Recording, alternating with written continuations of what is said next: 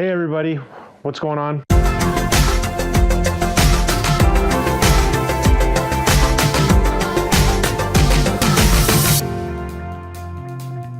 Just thought I'd show my progress on my windshield risers that I'm building for my KLR. So far I've got the filler plate here.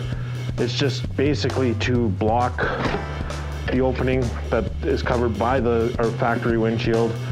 I've made the notches where it sits nice and tight in. Just few more tweaks, but so far it locks in there nice. I need to get some well nuts so that I can use the factory ones on the riser parts.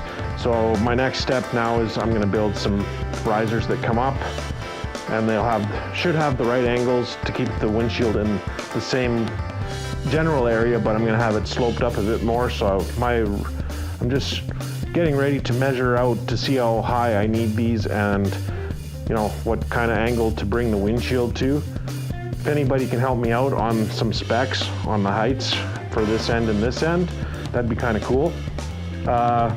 Working on the bike this weekend, because as of this moment, I'll show you, it's not the greatest of weather here in Alberta right now. It's as you can see, it's snowing. Lovely, eh? Yeah, so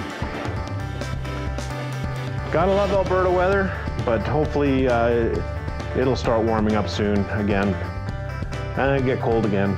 It's usually like that till May long weekend, so kind of used to it.